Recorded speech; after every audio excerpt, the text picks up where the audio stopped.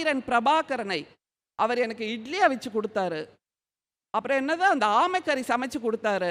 அவர் தான் எனக்கு துப்பாக்கி சுடுறதுக்கு சொல்லி கொடுத்தாரு என்பதாக தமிழ் இன தலைவரை தன்னுடைய ஷெஃப்பாக மாற்றி அசிங்கப்படுத்தியது அல்லது கேவலப்படுத்தியது ஒன்றுதான் இவருடைய தலைவர் செய்வது. அதை தவிர உங்களோட பணத்தை எடுத்து உங்களுக்கே திருப்பி கொடுக்குறாங்க. இது எப்படி நியாயம்னு ஒரு கேள்வி கேட்கிறார். தம்பி, ஒரே ஒரு கேள்வி இருக்கு. Distribution of state economy to the commoners அப்படிங்கிறது எக்கனாமிக்ஸ்ல ஒரு மிக முக்கியமான பாடம். Distribution of state resources to the commoners. அந்த பணத்தை எடுத்து பெரும் செல்வந்தர்களுக்கு ஒன்றியம் கொடுக்குது இல்ல, அந்த மாதிரி கொடுக்கல.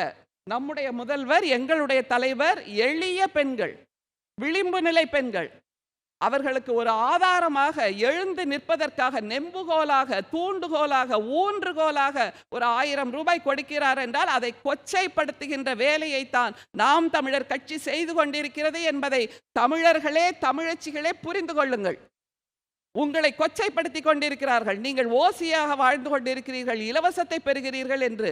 ஒன்றியத்தில் இருந்து வருகின்ற பிரதமரும் கூட இதைத்தான் சொல்கிறார், இலவசம் இலவசம் என்று.